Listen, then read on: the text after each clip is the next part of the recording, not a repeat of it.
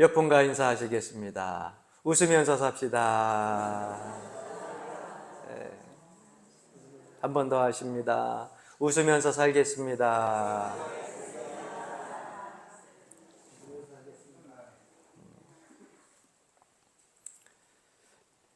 이번에 가서 강의할 목사님들과 잠깐 함께 같이 방을 쓰면서 이런저런 목회에 대한 이야기를 다가를 나누면서 하다가 우리 교회 인사 하는데 우리는 꼭 웃으면서 삽시다라고 인사를 그렇게 한다고. 그러면 굳었던 얼굴들이 펴지고 남한테 웃으라고만 하는 것이 아니라 본인도 웃으면서 살겠다고 하는 결단을 가지고 인사도 한다고. 그랬더니 참 좋은 인사네요. 그런데 우리 교회처럼 웃으면 복이 와요. 웃으면은 하나님께서 웃을 수 있는 그러한 일들도 생기게 해준다 해서 자기네들도 그렇게 성도들에게 인사한 적이 있대요. 그런데 한 번은 오래된 신앙 생활하던 권사님이 오셔가지고서 그렇게 인사를 하고 나는데 끝난 다음에 목사님한테 가면서 그렇게 얘기를 하더래요. 목사님 속도 모르면서 웃으면서 살자고 인사하냐고. 평상시에 몰랐는데 아마 그 한 주간에 되게 가정에 안 좋은 일이 있었던 것 같아요. 그런데 그날따라 웃으면서 삽시다라고 하는 그런 식의 그 교회 인사가 마음에 그렇게 부대끼더래요. 그러니까 좋지 않더래요. 그래서 나가면서 목사님한테 은혜 받았습니다라고 하기보다는 처음에 인사시켰던 목사님한테 한 소리를 그렇게 하더래요. 목사님 속도 모르면서 웃으면서 살자 그냐고. 사정을 들어보니까 안 좋은 일이 있었는데 그래도 여러분 은혜 가운데 사시면서 웃으면서 살려고 또 웃으면서 살자고 그렇게 이야기하고 자꾸 말로 고백하면 안 좋은 일들도 웃을 일들로 바뀌어지게 될 줄로 믿습니다. 그건 내가 안 웃는다고 해서 그 일이 좋게 해결될 거 아니잖아요. 좋은 얼굴, 아름다운 언어를 통하여서 우리의 삶은 긍정적으로 바뀌게 되고 긍정적인 사고방식을 가진 사람은요 모든 일들이 다 좋은 일들로 결실을 맺게 될 줄로 믿습니다. 할렐루야. 모처럼 20대에 또 뭐 선교사로 나가 있는 분들은 한 30대 이제 한 초반 되시는 분들 그분들을 모시고서 강의를 하다 보니까 강의할 때 너무 신이 난 거 있죠. 왜냐하면 젊은 사람들이 배우려고 눈을 말똥말똥 뜨고 1시간 30분을 90분을 강의를 하는데 눈동자가 내 눈동자에서 떨어지지를 않는 거예요. 그러니 얼마나 신이 나겠어요.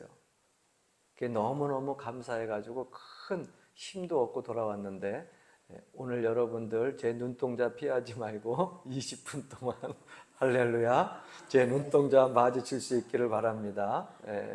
그 받은 그 기운 가지고 와서 쏟아놔야 되니까 여러분들이 내 눈동자 받고 입술에 집중을 하고 마음을 열면 같은 더 큰 은혜가 될 줄로 믿습니다. 심판이라고 하는 것이 언제 올까? 오늘 이 말씀 속에서 제가 제목을 준비를 하다가 남의 탓, 늦은 회개 이렇게 말씀의 제목을 정했는데 심판은 남 탓할 때 오는 것이다. 이렇게 말씀을 드리고 싶어요.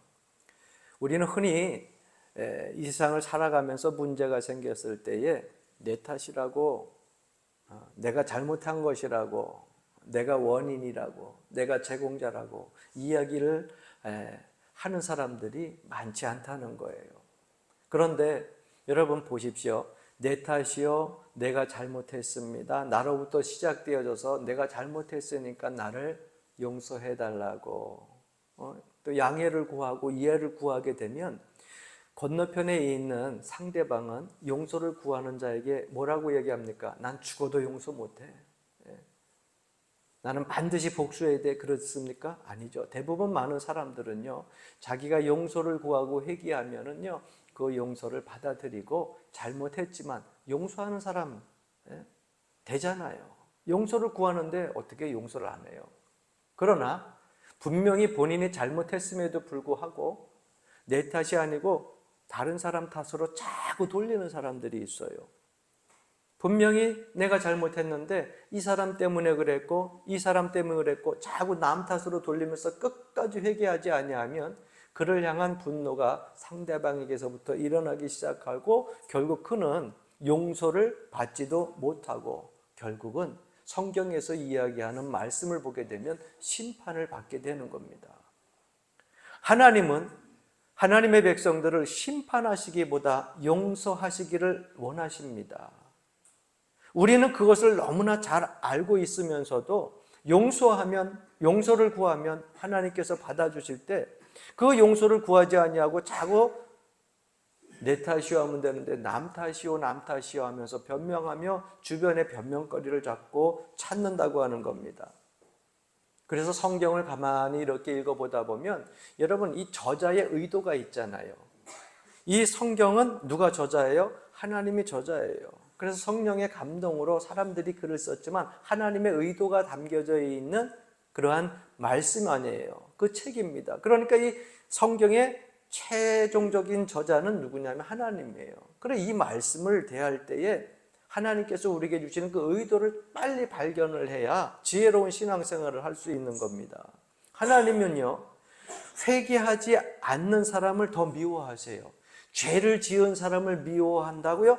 죄를 짓는 것, 여러분 사람은 살면서 죄를 지을 수밖에 없어요. 그러나 하나님은 죄 짓는 것에 대하여서 꾸중하는 것이 아니라 죄를 졌을 때에 잘못을 알고 하나님 앞에 용서를 구하는 것을 하나님께서는 기대하고 계십니다.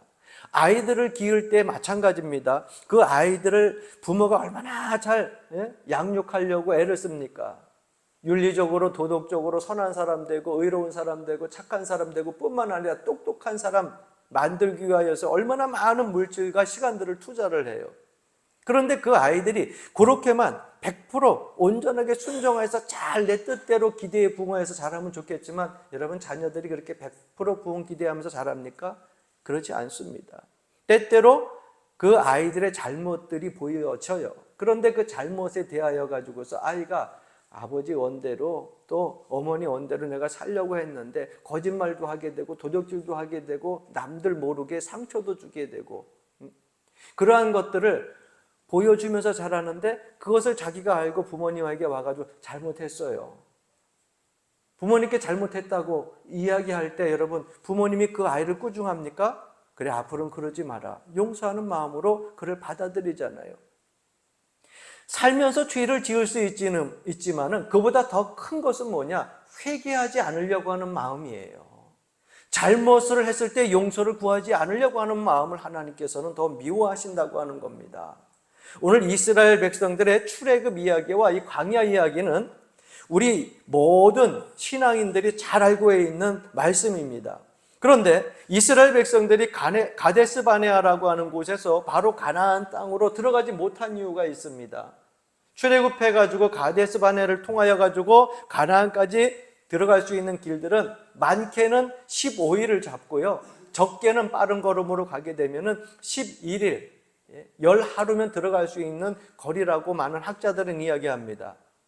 우리가 이집트에서 이 이스라엘까지 버스를 타고 가는데 보니까는요, 하루가 안 걸려요. 하루가 안 걸려요. 그럼 그 거리라고 하면은 10하루에서 15, 그 15일 거리면 들어갈 수 있는 충분한 거리임에도 분명합니다. 그런데 그 가나안 땅에 들어가는 그 기간이 몇 년이 걸렸느냐? 40년이 걸렸어요. 40년이에요. 가데스 바네아에서는요, 38년이라고 하는 세월이 걸렸어요. 그 거리를 그렇게 걸어가는데 여러분 바로 들어가지 못한 이유가 무엇일까? 그 원인을 찾는데 민수기 16장을 읽어보다 보니까는요, 거기에는 누구 때문에 못 들어갔다고 하는 원망의 소리가 가득 차 있더라고요. 여러분 성경을 읽어보다 보면 그들이 광야 생활하면서 바로 가나안에 들어가지 못한 이유가 그들을 이끌고 나아갔던 지도자 모세와 아론 때문입니까? 아니면 10명의 정탐꾼들이 와가지고서 그곳은 우리를 삼키는 땅이고 거민들의 사는 땅이고 우리는 메뚜기와 같고 그들의 밥이기 때문에 우리는 그곳에 들어갈 수 없다고 하는 정탐꾼의 말을 전한 그러한 사람들의 몫입니까? 아니면 그 말을 듣고서 백성들이 우리는 이 광야에서 죽자, 다시 애굽으로 돌아가자 원망하면서 불평했던 백성들의 몫입니까? 왜 가나안 땅, 그 가나안 땅을 열 하루 만에 15일 만에 들어가지 못했습니까? 여러분, 민수기 16장 12절부터 14절 말씀 보게 되면 이러한 말씀이 기록되어져 나옵니다. 그들이 뭐라고 말하고 있는지 한번 들어보시기 바랍니다. 모세가 엘리압의 아들 다단과 아비람을 부르러 보냈더니 그들이 이르되 우리는 올라가지 않겠노라. 내가 우리를 젖과 꿀이 흐르는 땅에서 이끌어내어 광야에서 죽이려 함이 어찌 작은 일이기에 오히려 스스로 우리 위에 왕이 되려 하느냐. 이뿐 아니라 내가 우리를 젖과 꿀이 흐르는 땅으로 인도하여 드리지도 아니하고 밭도 포도원도 우리에게 기업으로 주지 아니하니 내가 이 사람들의 눈을 빼려느냐. 우리는 올라가지 아니하겠노라. 여러분, 이들이 지금 가나안 땅에 들어가지 못한 이유를 누구 때문이라고 고백하고 있는 거예요? 모세와 아론 때문이라고요. 자기네들이, 그 민족의 백성들이 하나님 말씀에 불순종하고 믿음을 저버린 것은 생각하지 아니하고 자기네들을 이끌어왔던 모세와 아론만을 원망하고 있습니다. 자기네들의 잘못을 지금 누구에게로? 모세와 아론에게로, 남 탓으로 돌리고 있는 거예요.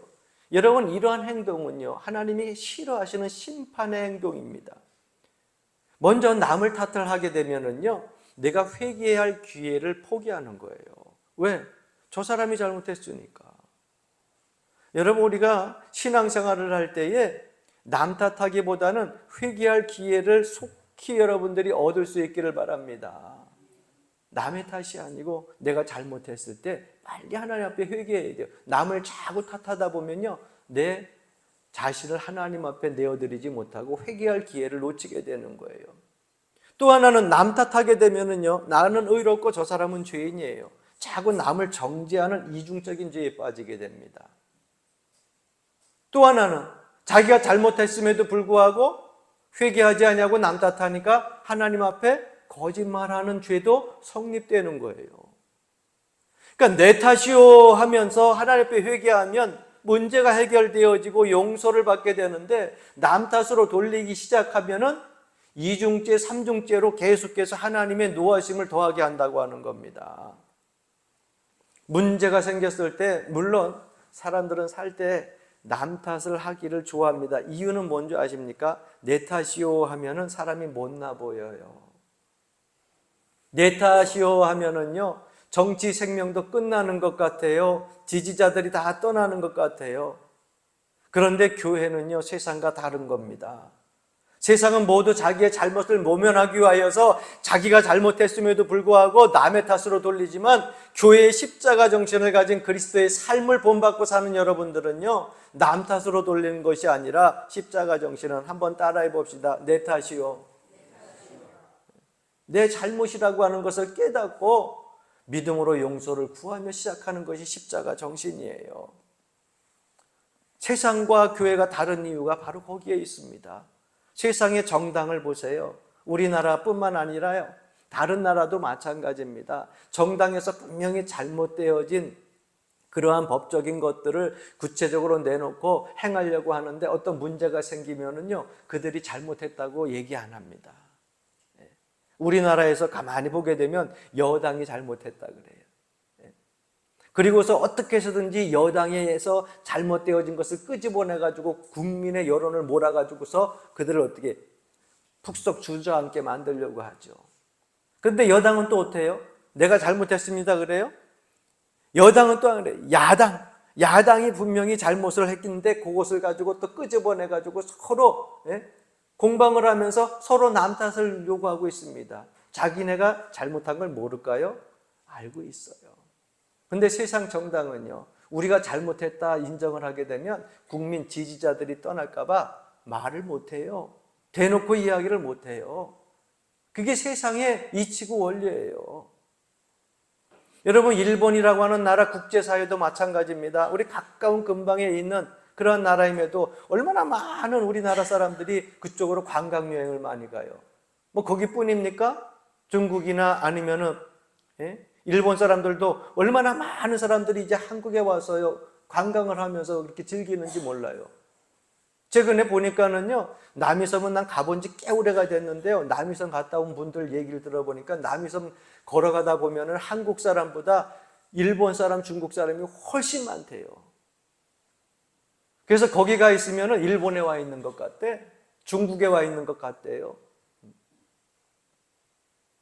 강원도 춘천 쪽으로, 강천 쪽으로 가다 보면은요, 매일 다니는 차들이 중국 여행자들, 일본 여행자들이요, 그 각 리조트를 보게 되면은 이틀 30 머물면서 남이섬부터 해가지고 자라섬부터 해가지고서요, 곳곳마다 돌아다닐 때를 다 돌아다니다가 가는데, 그렇게 서로 교류가 왕래하는데도 불구하고 외교적인 무역과 국제적인 정치 속에 있어서 위안부의 문제를 놓고 일본한테 사과하라 그러면 해야 하네요. 안 하잖아요. 군함도라고 하는 영화가 나와가지고서 우리나라 강제 징용 끌고 가가지고 거기서 얼마나 많은 사람들이 피를 흘리고 죽고 사라졌어요. 여러분, 용서를 구하라고 하면 해야 하네요. 안 하잖아요. 가지고 있는 독도가 자기네 땅이라고 하면서 아직까지도 계속해서 그들은 문서적으로 역사적으로 싸우면서 자기 땅이라고 우기면서 그들은 용서를 구하지 않습니다. 여러분, 용서를 구하지 않으니까 우리가 기대를 하면서 용서를 해줄래도 용서를 해줄 수가 없어요. 용서는 내가 구해야 용서를 해주는 거예요. 구하지 않는 용서를 어떻게 용서를 해줍니까? 그 비참한 현실 속에서 얼마나 수많은 백성들이 괴로움 속에서 죽어가고 또 피해를 입었습니까? 그 민족의 피해를 입고 살아온 것이 우리 민족 아니에요. 그럼 잘못을 용서를 빌어야죠. 그러면 용서해주고 더 좋은 관계가 되어질 수 있을 텐데 안 해요. 이것이 세상 정치예요. 그래서 뭐 나는 어느 민족 싫어하고 좋아하고는 없지만은요, 이렇게 각 나라들을 이렇게 볼 때 저는 항상 그런 생각을 합니다. 용서 구하지 않는 민족은 나쁜 민족성을 가지고 있다, 이렇게 얘기를 해요. 저는. 여러분, 아우슈비츠 수용소 많이 들어보셨죠? 아우슈비츠 수용소, 유대인들이 나치 시절 때에 갇혀 있었던 감옥이에요. 그런데 그곳에서 유대인 숫자가, 여러분, 죽어간 숫자가 몇 명이냐면요, 100만 명이 넘어요. 1, 2천, 2만, 3만이 아니에요. 100만 명이 넘는 숫자가요, 그 아우슈비츠에서요, 그 수용소에서 죽었다니까는요. 인간의 잔혹성이 얼마나 무서운지 모릅니다. 사람답게 사는 것, 여러분, 그 자체가 복이에요, 복. 할렐루야. 잔악한 일을 저지른 그 민족이 어느 민족이에요? 독일이라고 하는 민족이죠. 그런데 여러분, 독일을 가보세요. 저도 독일을 이 지방에서 한번 유럽 쪽으로 선교순례를 갔을 때 들렸는데요, 독일에 가보게 되면은요, 곳곳마다 유대인 학살 기념관을 세워놓고, 그 기념관을 세워놓고 자기들의 선조들이 잘못했던 것, 민족, 자기네 나라가 잘못했던 것들을 기억을 하고요, 항상 그 기념관에 와서 찾아와서 묵념하는 독일인들이 적지 않다는 거예요. 어느 나라와는 달라요. 오래전에 제가 가장 기억에 남는 영화, 여러분들에게 한번 말씀드린 적이 있을 거예요. 쉰들러 리스트라고 하는 것. 내가 영화를 그렇게 좋아하지만 일평생 동안 내 마음속에서 맨 마지막 장면이요, 사라지지를 않아요. 모든 유대인들, 아니에요, 1200명밖에 안 되는 유대인들을 구했는데 그 유대인들이요, 쉰들러 리스트에게 그 대하는 그러한 모습들, 쉰들러 리스트가 나중에 반지 빼면서 이 반지 팔았으면 한 명, 몇 명 더 구할 수 있었을 텐데 하면서 막 거기서 목 놓아가지고서요, 가슴 저리게 우는 모습, 저는 잊지를 못해요. 이 사람은 원래 체코 사람이었습니다. 그런데 이 오스카 신들러라고 하는 사람이 폴란드의 크라쿠프라고 하는 공장을 세웠어요. 독일 사업가예요. 독일을 향한 사업가예요. 그런데 나치 시대에 있다 보니까 수많은 유대인들이 나치 수용소에 끌려가 가지고서 계속해서 가스실에서 죽고 학살을 당하니까 그것을 보면서 자기의 공장뿐만 아니라 전 재산 자동차까지 돈을 모을 수 있는 대로 모은 것들을 다 팔아요. 그래가지고서 유대인들을 자기 공장의 일꾼으로 쓰는데 꼭 필요한 일꾼이라고 하면서 자기가 그것을 문서들을 만들어 가지고서 그 목록을 전달해 가지고 유대인들을 자기 공장에 와서 일하게 만드는데, 사실은 공장에서 일하는 것을 중심적으로 생각한 것이 아니라 그렇게 자기 공장으로 끌고 와서 일을 하게 되면 그 유대인은 가스실에서 죽지 않고 수용소에서 죽지 않고 참남하게 죽지 않냐고 살릴 수 있으니까. 그래서 한 사람 한 사람 자기의 재산들을 팔아가 가지고서 그 사람들을 구해낸 사람들이 1200명이에요. 나중에 여러분 독일이 다 무너지고 항복을 하고 나서 유대인들이 살아남은 그 유대인들이요, 그 오스카 신들레에게 국가의인이라고 하는 칭호를 줍니다. 체코인에게 준 것은 유대인들이 처음이에요.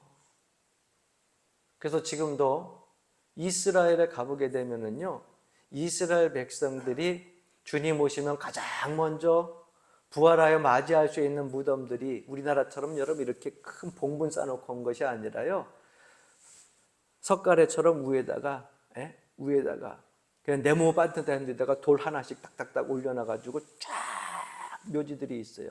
그래서 앞에서부터 뒤로, 좀 돈이 없는 사람이나 좀 가난한 사람들은 뒤쪽으로, 앞쪽으로 있는 요즘 우리 이야기하면 돈 좀 많았던 사람들, 아니면은 뭐 종교의 지도자들, 그런 사람들이 이 예루살렘 쪽에 가까운 데에 무덤들이 있는데 그 앞쪽에 누구 무덤이 있느냐면은 오스카 쉰들러의 무덤이 있어요. 지나가면서 저 무덤 누구 거예요? 수없이 자그마한 돌들이 하얗게 막 쌓여 있어가지고 뭐냐고 물었더니 그게 바로 모든 유대인들이 있는 곳에 체코인인 오스카 쉰들레의 무덤이 거기에 있는 거예요. 그래서 유대인들이 국가의인이라고 하는 칭호를 줍니다.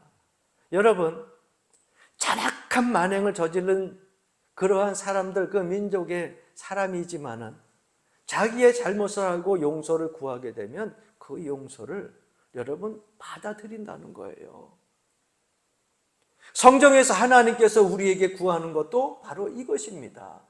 죄를 지은 것이 누구에 의해서 잘못을 저질렀던, 내 스스로 지었던, 그것은 누구나 지을 수 있어요. 그러나 그 다음이 중요해요. 잘못을 했으면 남 탓으로 돌리지 말고 하나님 앞에 와서 용서를 구해야 된다는 겁니다. 용서를 구하면 하나님이 용서해 주시겠다는 거예요. 그런데 지금 이스라엘 백성들은 뭐라고 하고 있습니까? 자기 민족, 자기들이 잘못했음에도 불구하고 계속해가지고 누구를 원망해요? 모세와 아론을 원망합니다. 그것이 더 지나쳐가지고는 하나님을 원망하는 자리까지 나가게 됩니다. 여러분, 교회 안에서도 이런 일들이 일어날 수 있어요. 우리 성도들끼리 신앙생활 하다 보면 때때로는요, 서로 상처받고 아픈 일들이 생길 수 있잖아요. 그랬을 때 여러분, 내가 잘못했다고 먼저 여러분들이 용서를 구하세요. 할렐루야. 이게 십자가 정신이에요. 목사님, 나는 잘못 안 했어요. 저 하마무게 집사가 잘못했는데 저 집사가 먼저 나한테 용서 빌기 전에는 내가 절대로 안 된다고. 내가 죽으면 죽었지 절대로 안 된다. 그럼 죽어. 그게 나아? 못하러 교회 다니고 못하러 신앙생활을 해. 그렇잖아요. 십자가 붙들고 구원받은 백성인데 내가 죽으면 죽었지 절대 용서 안 해? 용서 안 하고 죽으면 하나님 앞에 가서 참 좋은 소리 듣겠어요? 아니에요. 여러분, 주님이 우리를 용서하실 수 있는 죄라서 용서해 주셨어요? 아닙니다. 그렇지 않음에도 불구하고 주님은요, 우리를 위해서 생명을 내어주셨잖아요. 그러니까 여러분들 조금 울뚝불뚝 올라와도 용서하고, 따라합시다. 내 탓이요. 잠자는 것이 내 탓이요.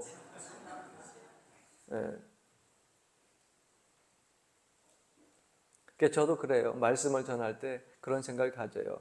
여러분들 피곤해서 잠자면은 제가 그러잖아요. 교회 와서 말씀 안 듣고 내가 땡땡거리면서 자꾸 깨우고 막 그러는데, 저 그런 생각은 있어요. 여러분들 자게 하는 것도 내 탓이오라는 생각은 가지고 있어요, 사실. 예. 사실 가지고 있는데 그럼에도 불구하고 잠자는 20%는 절대 깨우지 마라. 왜? 아이들 잠자는 애들 깨워놓으면 막 응앙하고 막 승질 부리잖아. 잠자는 교인 깨워놓으면 교회에 문제거리 생긴다. 꼭 문제 일으킨다. 그래서 깨우지 말라고 하는데 저는 문제 일으켜도 좋아요. 깨워요. 왜 깨우냐면 그래도 깨서 들어야 돼. 왜? 내가 하나님의 말씀 들고서 여러분들에게 전하려고 하는 기도하고 준비하고 이 전하는 말씀들은 세상에 강의실 가서 세미나 듣는 강의가 아니라 하나님의 말씀은 생명의 말씀이고 영의 양식이기 때문에 아이가요 아무리 곤히 잠자고 있어도요 밥 먹을 시간 되면은 울어도 누가 깨워요? 엄마가 깨워가지고 뭐 먹여요? 우유 먹이는 거야. 그러니까 잠자는 사람 깨워가지고 여러분 신경질 막 내도 제가 영적인 양식 먹이려고 깨우니까 내가 내 탓이오라는 걸 알고 있거든요. 은혜 가운데 여러분들이 땡소리 나면 눈 뜨고 그 시간 집중해서 영의 양식을 받아 먹을 수 있길 주의 이름으로 간절히 축원합니다. 네. 아담과 하와에게 죄가 들어왔을 때 가장 먼저 보여준 장면이 뭡니까? 남 탓하는 것 아니었어요. 근데 사실 제가 이 말씀을 준비하면서요 그런 생각을 했어요. 내가 젊었을 때는 몰랐는데 이제 60대를 바라보고 있으면서 이 말씀을 보니까 누가 먼저 선악과를 따먹었어요? 부인이 따먹었어. 부인이 따먹고 나서 보니까는 이게 뭐 보통 보안짓도 하고 먹음직도 한 게 아니라 정말 맛있어. 그래서 그걸 가지고 와가지고 누구에게 줬어요? 남편에게 줬어요. 근데 남편이 어떻게 했어요? 그걸 덥석 받아 먹었어요. 여러분 생각해 보셨어요? 정말 가정적인 남편이야. 난 그 생각을 했어요. 만약에 하와가 너무 맛있고 좋아가지고서 이거 와가지고서 드시라고 내가 먹었더니 너무 맛있다 그러는데 하나님이 먹지 말라 그래서 안 돼 그러면 아마 그럴 수도 있을 거예요. 당신은 하나님이 중에 내가 중에 이렇게 얘기할 수 있었을 거야. 너무너무 아내를 사랑하기 때문에 하나님의 말씀도 알지만 깜빡 잊고 가정을 지키기 위해서 넙죽 받아 먹었어요. 정말 세상적으로 살아갈 때는 가정적인 남편이었는데 하나님은 그 모습을 보면서 되게 서운해 하셨을 거예요. 그러나 가정적인 모습을 보면서 하나님은 기회를 주셨습니다. 어떤 기회를 주셨어요?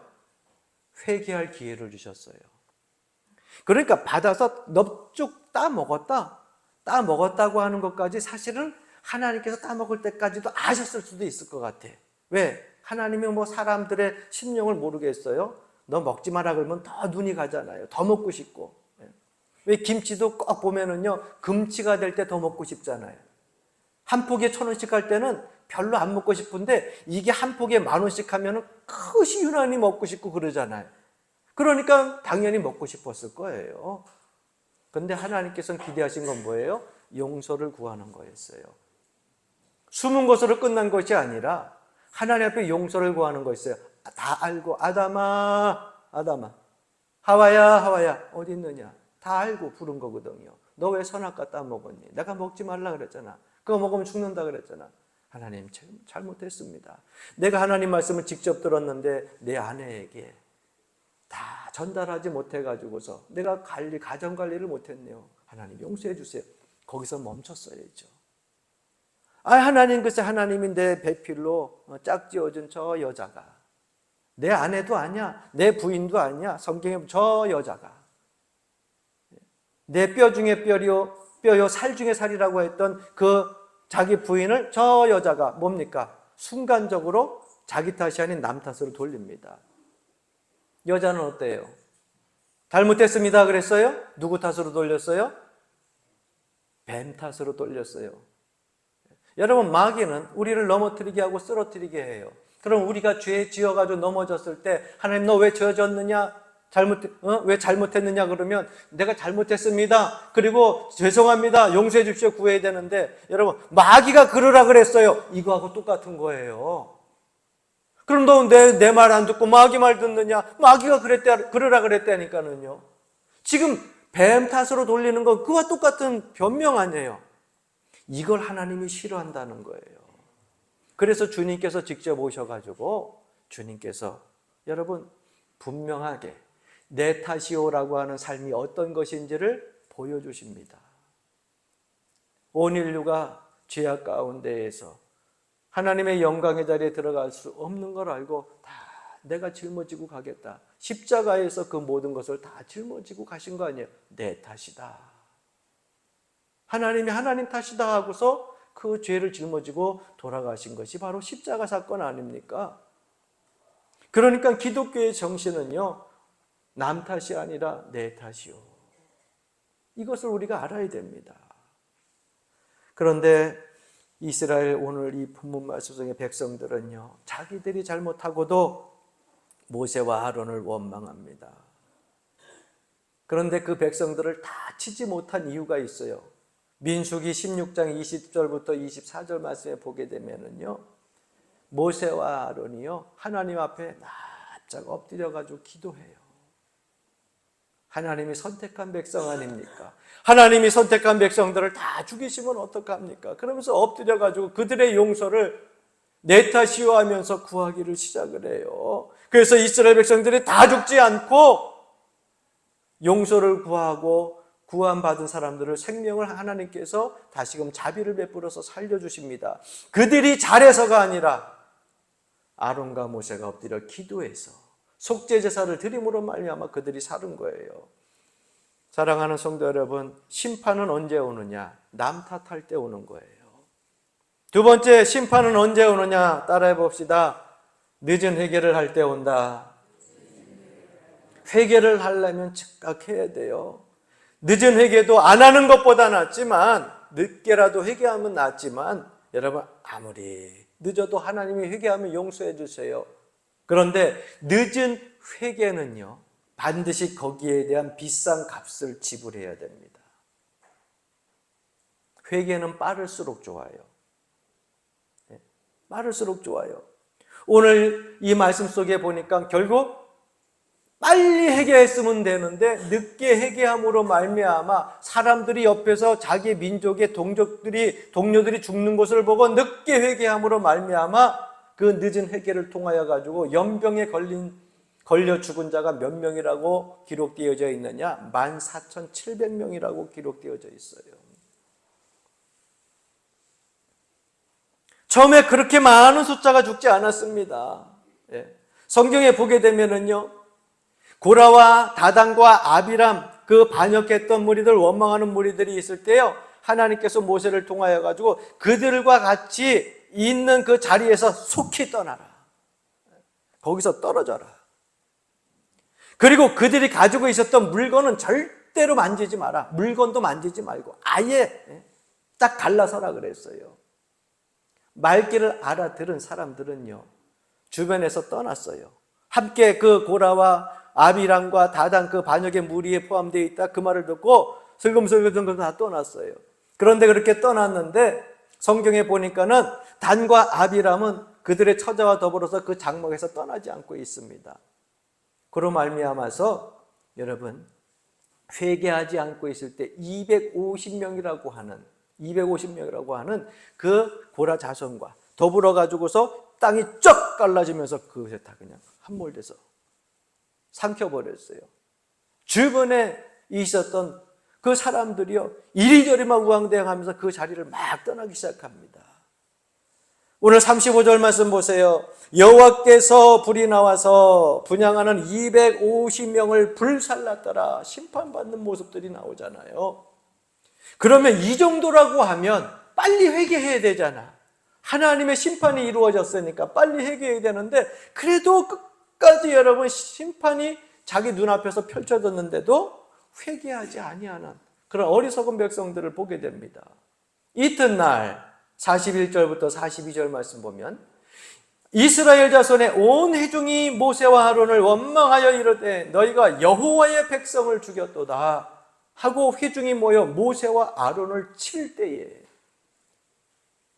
모세와 아론을 쳤다 그랬어요. 자기네들의 생명을 구하기 위해서 기도하고 간구했던 모세와 아론을요 250명이 여호와의 불이 나서 다 태워 죽이니까는 빨리 그 당시라도 잘못을 회개하고 돌아와야 되는데 오히려 쳐 죽이려고 그랬단 말이에요.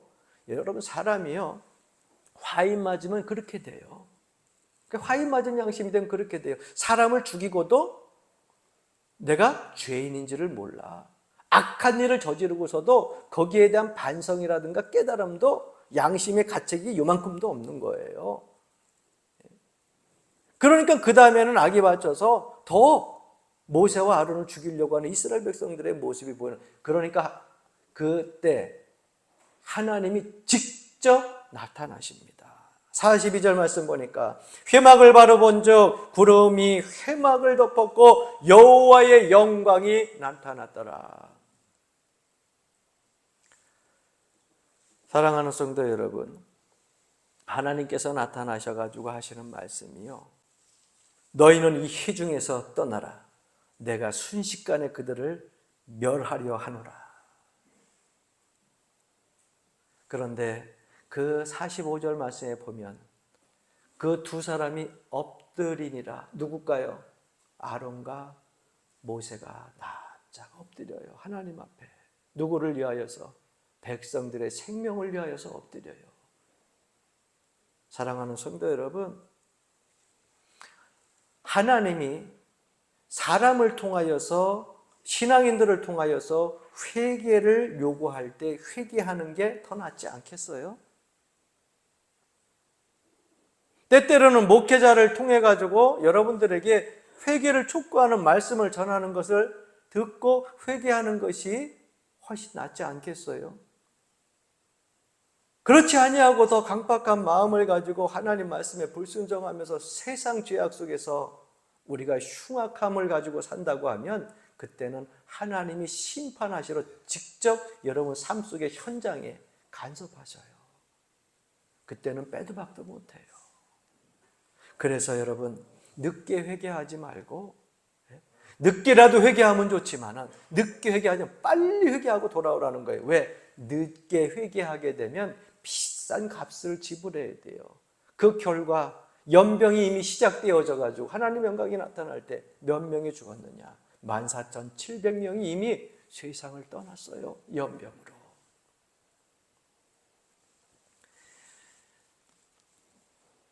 회개하면 삽니다. 용서를 구하면 용서를 받습니다. 하나님께 여러분 믿음 신앙생활을 할 때에 회개하지 않으므로 멸망당하는 자리에 서 있지 않기를 주의 이름으로 간절히 축원합니다.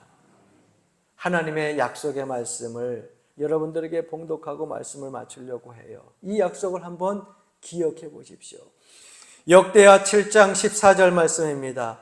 내 이름으로 일컫는 내 백성이 그들의 악한 길에서 떠나 스스로 낮추고 기도하여 내 얼굴을 찾으면 내가 하늘에서 듣고 그들의 죄를 사하고 그들의 땅을 고칠지라. 긍휼에 풍성하신 하나님의 은혜 안에 회개함으로 거하시고 순종함으로 거하셔서 여러분 삶 속에서 하나님의 보호하시는 그 능력의 손길이 주님 앞에 설 때까지 계속 이어지기를 주의 이름으로 간절히 축원합니다.